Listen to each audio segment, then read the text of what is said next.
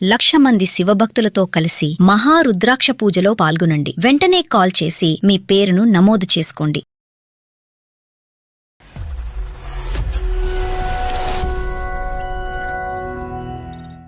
హైదరాబాద్ లో aunty phone చేశారండి నాకు. అమ్మా నీకు ఒక మాట చెప్తాను, నువ్వేమనుకోవద్దు, నా ఎవరో ఫ్రెండ్ అని ఒక ఆవిడ తీసుకొస్తున్నారు,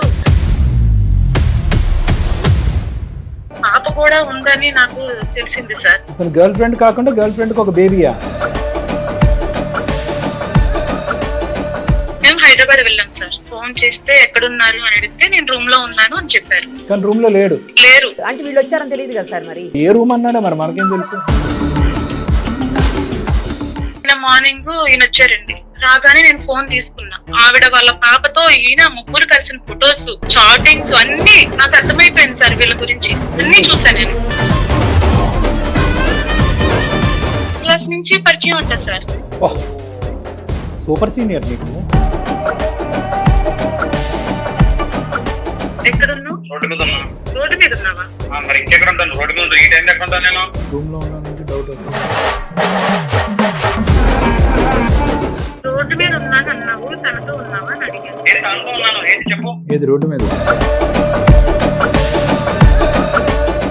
మీరు ఇప్పుడే రోడ్డు మీద ఉన్నారా? ఎప్పుడు రోడ్డు మీద ఉంటారా? నీ బాడీ లాంగ్వేజ్, నువ్వు మాట్లాడే తీరు అన్ని కూడా మాకు అర్థమైపోయినాయి.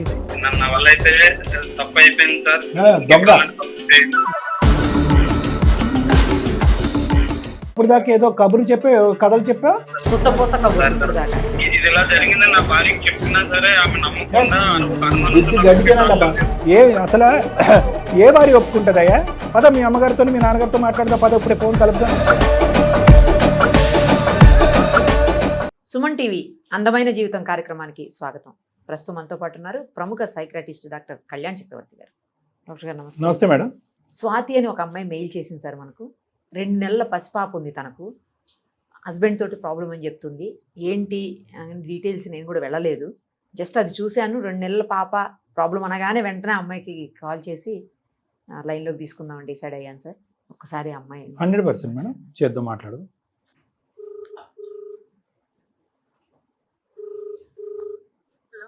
హలో, స్వాతి గారేనా అమ్మా? అవునండి, మీరెవరండి? అమ్మా నేను నిరుపమ, సుమన్ టీవీ అందమైన జీవితం కార్యక్రమం నుంచి కాల్ చేస్తున్నా అమ్మా. నమస్తే అండి. నమస్తే అమ్మా. నమస్తే. మనతో పాటు డాక్టర్ కళ్యాణ్ చక్రవర్తి గారు ఉన్నారు. అసలు ఏంటి డీటెయిల్డ్గా చెప్తారా కొంచెం? డాక్టర్ గారు కూడా వింటారు.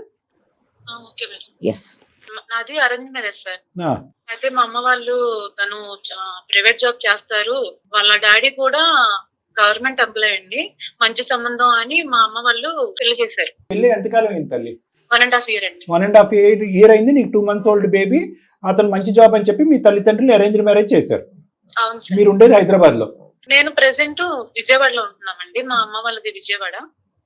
అమ్మాడితో ఉన్నారు కావును. అంటే బిడ్డ, చంటి బిడ్డ. మ్యారేజ్ అయిన తర్వాత 3 months హైదరాబాద్ లో తన రూమ్ లోనే ఉంచుకున్నారు. అంటే అంతలో అమ్మ వాళ్ళ ఇంటికి ఇటు అటు నడుస్తున్నాం. అంతలో ప్రెగ్నెన్సీ వచ్చిందండి. విజయవాడ వచ్చామండి, తీసుకొచ్చారు.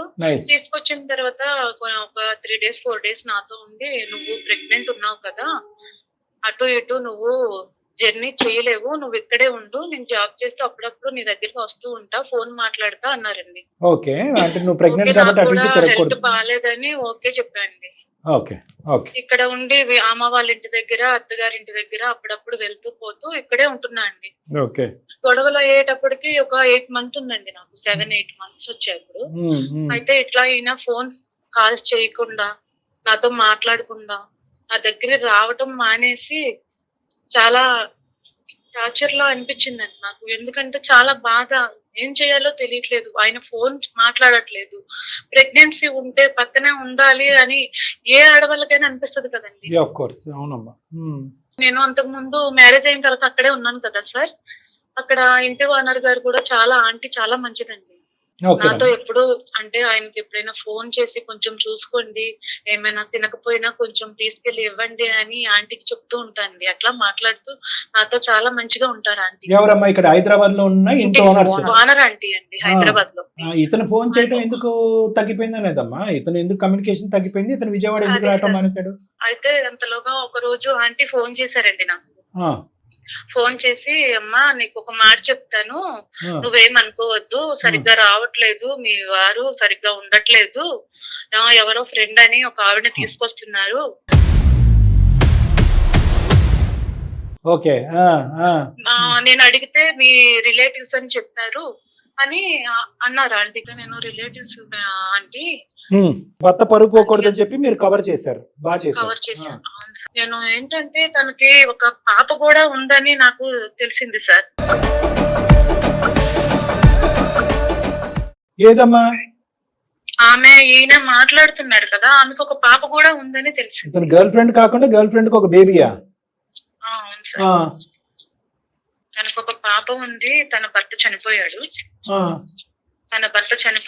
ఈయనకి ఏదైనా జాబ్ కోసమని ఈమెకి అడగడానికని ఈమె ఈయన దగ్గరికి వచ్చిందండి. అది కదమ్మా, మీ జర్నీ కంటే వాళ్ళ జర్నీ ముందు ఉన్నట్టుంది కదమ్మా. ఇప్పుడు నీకు 2 నెలల బిడ్డ ప్రెగ్నెన్సీ అని చెప్పి ఇక్కడికి వచ్చావు, అతను ఇక్కడ దింపేసి జర్నీ ఎందుకు అటు ఇటు అని చెప్పి నీ మీద ఏదో సానుభూతి చూపెట్టి ఇక్కడ పెట్టేశాడు. అంటే నీ పెళ్ళప్పటి నుంచి నడుస్తుందేమో కదా ఈ కథ, పెళ్లి కంటే ముందా ఏంటి? ఏం జరిగిందంటే సార్, మా నాన్నగారితో నాన్న ఈయన చూడాలని ఉంది, ఒకసారి వెళ్ళొద్దామని మేము హైదరాబాద్ వెళ్ళాం సార్. హైదరాబాద్ వెళ్ళి రూమ్ కి వెళ్ళిన తర్వాత ఫోన్ చేశాను, ఈయన లేదని. ఫోన్ చేస్తే ఎక్కడున్నారు అని అడిగితే నేను రూమ్ లో ఉన్నాను అని చెప్పారు. కానీ రూమ్ లో లేరు. మేము రూమ్ లోనే ఉన్నాం సార్. మీరు రూమ్ లో ఉండి ఫోన్ చేస్తే నేను రూమ్ లో ఉన్నానని అతను అన్నాడు. అంటే వీళ్ళు వచ్చారని తెలియదు కదా సార్ మరి. అదే ఎక్కడున్నాడు, ఏ రూమ్ అన్నాడో మరి మనకేం తెలుసు. ఏదో పని మీద ఉన్నారంట నాన్న, మార్నింగ్ వస్తారంట అంటే ఇంకా సరే అని మార్నింగ్ వరకు వెయిట్ చేశాను సార్. రైట్. అంటే సరేనమ్మా నేను వెళ్తాను, సరే ఉందని ఆయన వెళ్ళిపోయారు మార్నింగ్. అప్పటికి మీ పేరెంట్స్ కి ఏమీ తెలియదు, మీ నాన్నగారికి ఏ విషయం తెలియదు? లేదు సార్. నిన్న మార్నింగ్ ఈయన వచ్చారండి. రాగానే నేను ఫోన్ తీసుకున్నా. ఫోన్ తీసుకొని మొత్తం చెక్ చేస్తే ఆవిడ వాళ్ళ పాపతో ఈయన ముగ్గురు కలిసిన ఫొటోస్, చాటింగ్స్ అన్ని క్లియర్ గా నాకు అర్థమైపోయింది సార్. వీళ్ళ గురించి అన్ని చూసా నేను. ఇదంతా ఏంటంటే ఆమె మామూలుగా నా ఫ్రెండ్, ఫస్ట్ నుంచి మా ఇద్దరం చదువుకున్నాము, ఫస్ట్ నుంచి తెలుసు ఆవిడ. ఏం లేదు, ఏం లేకపోతే ఇవన్నీ కనబడుతున్నాయి, ఫొటోస్ ఉన్నాయి, చాటింగ్స్ ఉన్నాయి, ఇవన్నీ ఉన్నాయి, ఏం లేదంటే నేను ఎలా చేయాలి, ఏం చేయాలి అని అడిగాను. ఈ మామూలు ఫ్రెండ్ ఎప్పటి నుంచి మామూలు ఇస్తుంది? సారీ, ఆవిడ ఫస్ట్ క్లాస్ 10th క్లాస్ నుంచి పరిచయం ఉంటుంది సార్. సూపర్ సీనియర్ నీకు. నాకు ఇదంతా తెలీదు. తెలిసిన వాళ్ళు మంచి ఫ్యామిలీ అని చేశారు సార్. ఎవరికి తెలియదు సార్ ఈ విషయం. నేను ఎంక్వైరీ చేసుకుని లాస్ట్ కి రూమ్ దగ్గరికి వచ్చి ఆయన ఫోన్ చూస్తే అది మొత్తం నిజమని అర్థమైంది సార్. నాకు ఇప్పటి వరకు అర్థమైంది ఏంటంటే, నీకు అంతకు ముందే అనుమానం ఉంది, మీ భర్తతో పాటు మీ నాన్నగారితో పాటు ప్రెగ్నెంట్ గా ఉన్నప్పుడే విజయవాడ నుంచి ఇక్కడికి వచ్చి అతను ఫోన్ చేస్తే కనుక రూమ్ లో ఉన్నటువంటి వ్యక్తి రూమ్ లో లేడు. తర్వాత ఫోన్ తీసుకుని చెక్ చేసేటప్పటికి మొత్తం గుట్టు రట్టయింది. చైల్డ్హుడ్ ఫ్రెండ్, అతనితో అసోసియేషన్, ఆ అమ్మాయి, అంతేకాకుండా బిడ్డను ఎత్తుకుని ఫోటోలు ఇవన్నీ దొరికినాయి. ఏమన్నాడమ్మా అసలు? యూనియన్ లో నుంచి అప్పటి నుంచి పరిచయం. తనకి పాపను తీసుకొచ్చి నా దగ్గరికి పాపను తీసుకొచ్చి ఏమైనా జాబ్ తీసి చూపిమని అడిగిందే గానీ మా ఇద్దరి మధ్య ఏం లేదు, అక్కడే ఉండని చెప్పి పంపించారండి. ఇప్పుడు 2 months అండి పాపకి, అయినా సరే మారలేదు. డెలివరీకి వచ్చాడా లేదా మీ ఆయన? డెలివరీకి వచ్చి 1 day 2 day ఉండి పట్టించుకోలేదు సరిగ్గా, అట్లానే వెళ్ళిపోయారండి. ఎప్పుడైనా ఫోన్ మాట్లాడినా 1 నిమిషం మాట్లాడి పెట్టేస్తున్నారు. మారిపోయాను, మంచిగా ఉన్నాను అంటున్నారు, కానీ నాకు మాత్రం నమ్మకం లేదు సార్. మాకే లేదు. మీ వల్ల నాకు ఏమైనా పరిష్కారం దొరికిద్దని మీకు మేలు చేశాను సార్. ఈ విషయం మా అమ్మ వాళ్ళకి కూడా చెప్పలేదండి. వాళ్ళకి కూడా తెలియదు. నేను మారిపోయాను అని అంటున్నారు, కానీ ఆ నమ్మకం లేదు మేడం. నమ్మకం లేకపోవడానికి మనకి ఇక్కడ బలమైన ఆధారం ఉంది కదా. ఆంటీ గారు కూడా చెప్పినట్టున్నారుగా. ఆవిడ చెప్పి ఎంతకాలం అయిందమ్మా? ప్రెగ్నెన్సీ లో ఉన్నప్పుడు. అప్పుడా? ఓకే. ఈ మధ్యకాలంలో మళ్ళీ డెలివరీకి వెళ్ళిపోయాను కదా సార్. మారలేదు అంటే కనుక కంటిన్యూ అవుదాం అనుకుంటున్నారా, వద్దనుకుంటున్నారా? మీరే ఏదో ఒక పరిష్కారం చేయండి సార్ ప్లీజ్. రైట్. కాల్ కలపండి అమ్మా ఒకసారి ఆయనకి. Okay sir. The person you are speaking with has put your call. Hello, ఎక్కడున్నావు? రోడ్డు మీద ఉన్నా. రోడ్డు మీద ఉన్నావా? మరి ఇంకెక్కడ ఉంటాను? రోడ్డు మీద ఈ టైంలో ఎక్కడ ఉంటాను నేను? రూమ్ లో ఉన్నానంటే డౌట్ వస్తుంది. అదే ఎక్కడున్నావు చెప్పొచ్చు కదా. రోడ్డు మీద ఉన్నాను అమ్మా, నీకు ప్రతిసారి చెప్పాలంటే చెప్పు. ఎందుకు ఫోన్ చేసి చెప్పు. ఏ గొడవ లేదు, రోడ్డు మీద ఉన్నాను. తనతో ఉన్నావా? నీకేమైనా పిచ్చా? ఎవరితో? తనెవరు? తనతో ఏంటి? ఆమె మీ ఫ్రెండ్ ఉంది కదా, ఆమెతో ఉన్నావా? నువ్వు ఏం మాట్లాడుతున్నా నీకు అర్థమవుతుందా? ఏదో చాటింగ్ చూస్తానని చెప్పి ఇంకెప్పుడు ఆమెతో కాబట్టి పని చేస్తానంటే నేనేమని రోడ్డు మీద ఉన్నాను అన్నావు, తనతో ఉన్నావా అని అడిగాను. నేను తనతో ఉన్నాను, ఏంటి చెప్పు. ఓ ఏది రోడ్డు మీదే? శివ గారు, ఎవరు? నేను నిరుపమ, సుమన్ టీవీ అందమైన జీవితం కార్యక్రమం నుంచి. నేను అలాగే నాతో పాటు డాక్టర్ కళ్యాణ్ చక్రవర్తి గారు కూడా ఉన్నారు. మీ వైఫ్ మాకు మెయిల్ చేశారు మీ గురించి, మీతో కూడా మాట్లాడదామని చెప్పేసి ఆమెతోటి మేమే మీకు కాన్ఫరెన్స్ కాల్ కల్పించాం. శివ గారు, సార్ సార్ మీరు ఇప్పుడే రోడ్డు మీద ఉన్నారా, ఎప్పుడు రోడ్డు మీద ఉంటారా? సార్ సార్ అంటే అలా కాదు, మీ సమాధానం నాకు అర్థం కావట్లేదు. రోడ్డు మీద ఉన్నాను అంటే కనుక ఆఫీస్కి వెళ్తున్నానో, దారిలో ఉన్నానో, లేదంటే ఇంటికి వస్తున్నానో ఏదో అలా చెప్పాలి. కానీ రోడ్డు మీద ఉన్నానంటే అసలు ఆ అమ్మాయికి ఒక భయంకరమైనటువంటి అనుమానం క్రియేట్ అయింది. ఏ భార్యకి తన జీవితాంతం పెళ్లి ఎంతకాలం నిలిస్తే అంతకాలం రాకూడనటువంటి ఒక అభద్రత క్రియేట్ అయింది. అభద్రత క్లియర్ చేయవలసిన బాధ్యత మీదుగా మీరు అంత రోడ్డు మీద లైట్ ఉన్నాను తీసుకుంటున్నారా సార్? అలా అంటే అలా? సార్ భార్య అంటే ఫోన్ చేస్తారు సార్, ఏదో ఒక వర్కింగ్ టైం ఉంటది, ఈవినింగ్ చేస్తారు, నైట్ చేస్తారు, ఎర్లీ మార్నింగ్ చేస్తారు. ఇవి ఎప్పుడు పడితే అప్పుడు చేస్తుంటది నా భార్య. హస్బెండ్ అంటే ఎప్పుడైనా ఫోన్స్ చేసుకుంటారు, ఎప్పుడైనా మాట్లాడుకుంటారు. ఈ టైంలో మాట్లాడుకోవాలి, ఈ టైంలో కాల్ చేసుకోవాలి, ఈ టైంలోనే ఫోన్ రావాలని ఏమన్నా లెక్కలు ఉంటాయా ఏంటి? లేదంటే నాకు అర్థం కాలే. మేడం వర్క్ లో కూడా ఉంటాం కదా మేడం. ఇప్పుడు సాయంత్రం 6 తర్వాత వర్క్ అయిపోతుంది మేడం. సంతోషించు, నిమిషానికి ఒకసారి వీడియో కాల్ లో చేయలేదు. అవన్నీ కాదు తమ్ముడు, అవన్నీ పక్కన పెట్టి శివ. టైమింగ్స్ ఉంటాయా పెళ్ళాలి, 3 పెళ్ళాలి ఫోన్లకి? శివ, ఒక్కటి, నువ్వు చూపెట్టిన సినిమా తర్వాత ఆ అమ్మాయి రెండో భాగం మొదలు పెట్టింది. నువ్వు చూపెట్టలేదా సినిమా అమ్మాయికి? అసలు నువ్వు ఆ అమ్మాయి ప్రెగ్నెన్సీగా ఉన్నప్పుడు జరిగినటువంటి కథ ఏంటి? నీ సో కాల్డ్ ఆలమ్ని ఫ్రెండ్ తోని, స్కూల్ ఫ్రెండ్ తో ఏంటి మీ ఇద్దరి మధ్యన జరిగినటువంటి వ్యవహారం? ఆ అమ్మాయి ఎవరు అసలు? ఎందుకు అన్నిసార్లు రూమ్ కి వచ్చింది? సార్ ఆమెకి నాకు ఎలాంటి సంబంధం లేదు సార్. నేను చిన్నప్పుడు 10th క్లాస్ చదువుకున్న అమ్మాయి చాలా సంవత్సరాల తర్వాత నా నెంబర్ తీసుకుని వేరే ఫ్రెండ్ దగ్గర ఫోన్ చేసింది సార్. నా భర్త చనిపోయాడు, నా భర్త ఇదయ్యాడు, నాకు జాబ్ కావాలి, నువ్వు హైదరాబాద్ లో ఉంటున్నావు కదా, జాబ్ ఇప్పించగలుగుతావా, నాకు చిన్న కూతురు కూడా ఉందని చెప్పింది సార్. ఫోటోస్ చాటింగ్ ఏంటి మరి? వాన లాంటి కూడా వస్తూ పోతూ ఉందని చెప్పింది కదా బాబు. జాబ్ కావాలంటే ఒక మగవాడు ఒంటరిగా ఉన్నప్పుడు పిల్లని ఎత్తుకుని అన్నిసార్లు వస్తది. ఎవరైనా ఆడపిల్ల చాటింగ్లు చూడలేదా నీ భార్య? ఇంక వేరే ఫోన్ కాల్స్ చూడలేదా? ఎందుకు జాబ్ కావాలంటే రూమ్? ఏం లేదు సార్. మరి మీ రూమ్ కి అన్నిసార్లు ఎందుకు వచ్చింది సార్ ఇప్పుడు వచ్చినట్టునే జాబ్ అయిపోతుంది మేడం. ఆమె ఒకసారి వచ్చింది, ఫోన్ లో మాట్లాడొచ్చు కదా, సరే ఇంటర్వ్యూకి అటెండ్ అవ్వాలన్నట్టు చెప్తే ఫోన్ లో మాట్లాడుకోవచ్చు కదా. లాంగ్ నుంచి వస్తుంది కదా మ్యామ్. అదే శివ గారు, ఫోన్ లో మాట్లాడుకుంటే అయిపోద్ది కదా, దానికి రూమ్ కి ఎందుకు ప్రతిసారి రావటం? ఏమయ్యా, కమ్యూనికేషన్ ఎందుకు తగ్గింది? నువ్వు అక్కడికి వెళ్ళటం ఎందుకు తగ్గింది? ఆ అమ్మాయిని వెనక్కి తీసుకురావటం ఎందుకు తగ్గింది? అవి చెప్పండి. నేను కొంచెం ఈ జాబ్ వర్క్ లో కొంచెం బిజీ అయ్యి కొంచెం తప్పు మాట్లాడినా సార్, అంతకన్నా ఏం లేదు సార్. సరే, ఇవన్నీ కాదు, నీ వర్క్ మేము ఎక్కడ చూసామయ్యా? ఇవన్నీ పక్కన పెట్టు. మెసేజెస్ ఏంటి, ఫోన్ కాల్స్ ఏంటి, ఆ అమ్మాయి చేతిలో ఉన్న బిడ్డ ఎవరు బిడ్డ? తనైతే నా 10th క్లాస్ ఫ్రెండ్ సార్. నాకు జాబ్ నెతకవా, నాకు ఒక కూతురు పుట్టింది, నా పరిస్థితి బాగాలేదంటే సరే అని చెప్పేసి నేను మాట్లాడి జాబ్ ఇప్పించడం మాత్రమే జరిగింది సార్. నీ జీవితంలో మీ భార్య కాకుండా వేరే స్త్రీ ఉందా లేదా? ఉంటే గింటే కనుక ఎంత పర్సంటేజ్ ఉంది? ఆ అమ్మాయి చేతిలో ఉన్నటువంటి బిడ్డ నీ బిడ్డ కాదా? ఇలాంటి ప్రశ్నలకన్నీ స్ట్రైట్ ఫార్వర్డ్ గా సమాధానం చెప్పు. సార్ అలాంటిది ఏం లేదు సార్.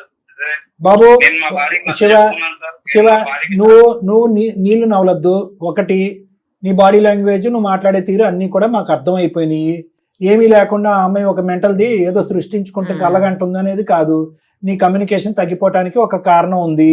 మీ ఆవిడ్ని ప్రత్యేకంగా వచ్చి ఇక్కడే ఉండి నువ్వు హైదరాబాద్ నుంచి విజయవాడ రాకుండా రూములు మారుస్తూ ఆ అమ్మాయి రూమ్కి వచ్చినా కూడా నేను రూమ్లోనే ఉన్నానని అబద్ధం ఆడేసి మెసేజ్లు ఇవన్నీ కనిపించిన తర్వాత ఏమీ లేదు సార్ అంటే శుభ్రంగా కడుపు నిండా బిర్యానీ తినేసి ఇప్పుడు చేయి కడుక్కుంటూ వెళ్ళిపోతున్నావు డబ్బులు కట్టకుండా హోటల్లోంచి. నువ్వు అలా కాదు, నేను చెప్పేది క్లియర్ కట్గా విను. ఇప్పటి వరకు నీ భార్య చాలా అమాయకురాలు, చాలా ఇన్నోసెంట్. ఆ అమ్మాయి చాలా డెలికేట్గా డీల్ చేసింది. ఎందుకు డెలికేట్గా డీల్ చేసింది అంటే కేవలం ఈ పెళ్లి నీ పరువు పోకూడదని చెప్పి. ఇప్పటికీ కూడా అది బంధం, ప్రేమ అంటే అది ఇప్పటికి కూడా మొగుడిని కాపాడుకుంటుంది. ఇదే ఇంకో అమ్మాయి అయితే కనుక 10 నిమిషాల్లో పంచాయతీ పెట్టి 100 మందిని కూర్చోబెట్టి నీ బట్టలు ఉడదీస్తుండేది. తప్పుగా అనుకోద్దు నేను ఇలా మాట్లాడుతున్నానని చెప్పి. నువ్వు ఉన్నది ఉన్నట్టుగా ఒప్పుకో. లేదంటే కనుక ఆ అమ్మాయి ద్వారా మేము పేరెంట్స్ అందరినీ పిలిపించి మొత్తం పంచాయతీ పెట్టిస్తాం. ఈ అబ్బాయి పేరెంట్స్ కూడా పిలవాలి సార్. అంతా ఇరువైపుల పేరెంట్స్ మొత్తం అంతా వస్తుంది. అప్పుడు నువ్వు ఎవరికి ఏ కాకమ్మ కబుర్లు చెప్దాం అనుకున్నావో నీ ఇష్టం. నా వల్ల అయితే తప్పు అయిపోయింది సార్. దొంగ ఇప్పుడు చెప్తున్నాడు చిలిపి సార్. దొంగ లేదన్నావు ఇప్పుడు దాకా ఏదో కబురు చెప్పే కథలు చెప్పా ఏమీ లేదని. శుద్ధపూస కబుర్లు ఇప్పుడు దాకా. చిన్న తప్ప పెద్ద తప్ప ఇప్పుడు ఆన్ గోయింగ్ తప్ప పాస్ట్ తప్ప ఇప్పుడు నడుస్తుందా కదా? సార్ ఏదో నా వల్ల ఒక ప్రమాదం లాంటిది జరిగిపోయింది సార్. ప్రమాదం ఎవరికి ప్రమాదం? అమ్మాయికి ప్రమాదం. నీ వాళ్ళ పెళ్ళానికి ప్రమాదం. ఎవరికే ప్రమాదం? నీ సుఖం అమ్మాయికి ప్రమాదం. మంచి మసాలా కథ నడిపించావుగా బ్యాక్గ్రౌండ్ నుంచి. ఎంతకాలం బట్టి నడిచింది అది? సార్ ఈ అనుమానంతో నా భార్య చచ్చిపోతుంది సార్. నేను ఇంకెలాంటి సపోర్ట్ చేయనని కూడా అమ్మాయికి చెప్పాను సార్. మీరేదో చేసి భార్యకి నచ్చ చెప్పాలి సార్. అలా కదయ్యా, నువ్వు తప్పు చేశానని ఒప్పుకున్నావు. ఇప్పుడు ఎంత పర్సెంటేజ్ తప్పు? ఇప్పుడు వరకు అయితే కనుక అదేం లేదు సార్. ఉద్యోగం గురించి వచ్చినటువంటి ఒక స్త్రీకి ఆపద్బాంధవుడులా కాపాడానని కబుర్లు చెప్పావు. ఇప్పుడేమో చిన్న తప్పు అని అంటున్నావు. ఇప్పుడేమో వచ్చి తెలియనటువంటి అనుకోనటువంటి క్షణాలు అంటున్నావు. నీవేం క్షణాల స్టోరీలా లేవు, ఇవి సంవత్సరాల స్టోరీలా ఉంది. ఆ అమ్మాయి మైండ్లో అనవసరమైనటువంటి ఆలోచన పెట్టడం కాదు, బిడ్డ పుట్టిన తర్వాత కూడా నువ్వు ఇంత డ్రామా ఆడుతున్నావు అంటే కనుక ఖచ్చితంగా దీని వెనకట్ల బలమైనటువంటి కథ ఉందన్నట్టే మేము అనుకున్నాం. ఆ కథ ఇప్పుడు నిజమైందని మాకు అనిపిస్తుంది.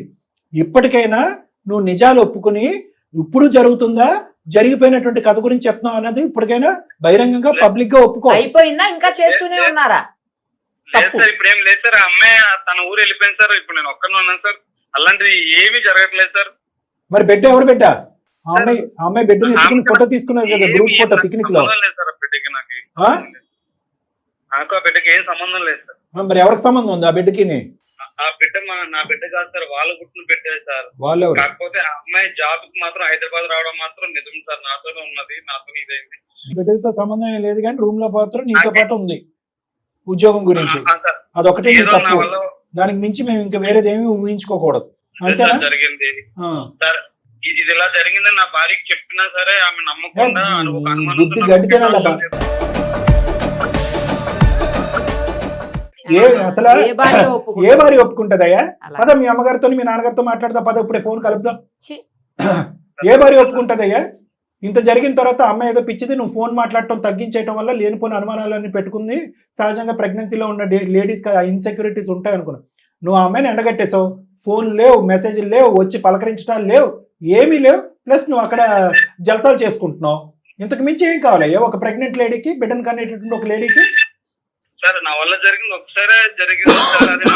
ఎవరు లెక్క పెట్టాడు? ఆ కిటికీలో చూసి మేము లెక్కెట్టాం అనుకుంటున్నావు? ఒకసారి 2 సార్లు 3 సార్లు అని చెప్పి ఏం మాట్లాడుతున్నావు? ఒకసారి ఏంటి 2 సార్లు ఏంటి? గట్టిగా బెదిరించేటప్పుడు ఒకసారి తప్పు తప్పే కదా, ఒకసారి అయినా 100 సార్లు అయినా. నా వల్ల జరిగింది తప్పు, అది ఆల్రెడీ నా భార్యకి చెప్పాను సార్. కానీ అమ్మాయి అదే ఉంది, అదే ఊకే జరుగుతుంది. అదే ఉంటది, టైం పడుతుంది. అదే ఉంటది, టైం పడుతుంది. నువ్వు అనవసరంగా నేను వెనకేసుకుని రావద్దు. ఆ అమ్మాయి ఎన్ని ప్రశ్నలు అడిగినా సమాధానం చెప్పడం అనేది నీ బాధ్యత. నేను రోడ్డు మీద ఉన్నాను, నువ్వెవరు, నీకేంటి అని అడిగే హక్కు నీకు లేదు. నువ్వు తప్పు చేసావు. మేము బెదిరించి భయపెడితేనే నువ్వు తప్పు ఒప్పుకున్నావు. అంతకుముందు ఏమీ లేనటువంటి తెల్ల కాగితం లాగానే మాట్లాడావు. నువ్వు నేరస్తుడివి, నువ్వు తప్పు చేసావు. ఇంతకు మించి ఏం కావాలయ్యా? ఆ స్థానంలో ఉన్న ఏ స్త్రీ అన్న కూడా ప్రశ్నిస్తుంది. ఈ అమ్మాయి ఇంకా చాలా నెమ్మదిగా డీల్ చేసింది ఇష్యూని. 10 మందిని కూర్చుని కూడా చెప్పలేదు. 10 మందిని కూర్చుని చెంప చెల్లు అనిపిస్తే ఏం చేస్తుండేవాడు?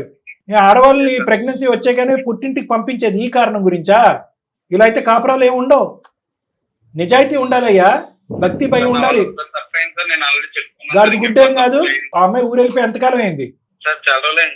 ఆ అమ్మాయికి నమ్మకం రావాలంటే కేవలం మేము భరోసా ఇస్తే, నమ్మకం వస్తే కనుక మేము కూడా అమ్మాయిని మోసం చేసినట్టు అవుతుంది. అది మాకు ఇష్టం లేదు.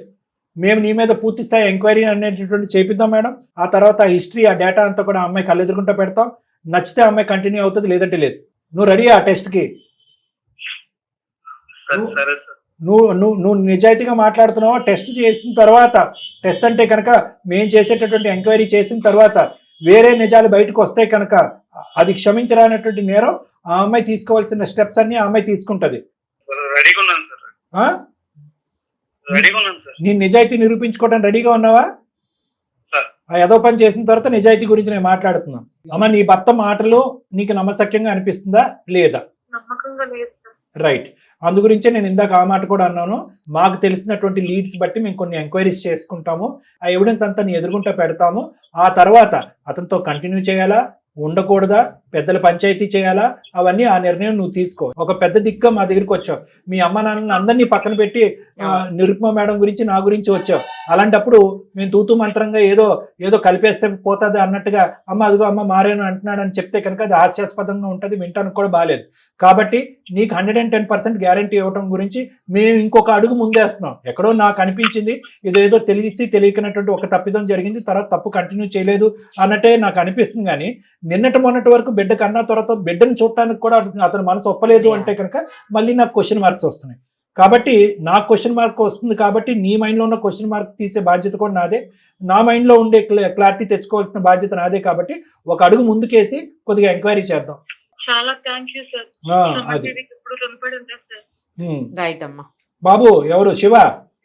సార్ ఓకేనమ్మా అంటే కనుక మళ్ళీ ఆ అమ్మాయి అంటే రేపు పొద్దున వీడియో కాల్ చేస్తూ ఉంటుంది గంటకోసారి. కాబట్టి నీ మంచికే మేము ఏం చేస్తున్నాం అంటే మొత్తం నీతో సంబంధం లేకుండా కొంత డేటా అనాలిసిస్ చేసుకుని ఎవిడెన్స్లు సంపాదించిన ఆ అమ్మాయి దగ్గర. అప్పుడు ఆ అమ్మాయి హ్యాపీగా ఫీల్ అయింది అనుకోండి, నీ ప్రయాణం కూడా సాఫీగా ముందుకెళ్ళిపోతుంది. ఓకే, అది మేడం. ఎందుకంటే అమ్మాయికి ఈ ప్లాట్ఫామ్ మీద బ్లైండ్ గా మనం ఇవ్వలేం కదా మేడం, అందు గురించి. ఎందుకంటే నసుకుతున్నాడు మేడం. భరోసా ఉండే మనిషికి చాలా గట్టిగా మాట్లాడుతుంది. ఎస్ సార్ నేను తప్పు జరిగింది, ఇక ముందు నేను చేయట్లేదు, మీరు ఏం చేసుకుంటే చేసుకోండి, అన్నిటికీ నేను రెడీ అన్నట్టు అనాలి కదా మేడం, అనట్లేదు. సో మనం అమ్మాయికి బ్లైండ్ ఫెయిత్ ఇవ్వలేము. సో కాబట్టి కరెక్ట్, 100% కరెక్ట్ డెసిషన్ సార్ మీది. Thank you thank you so much.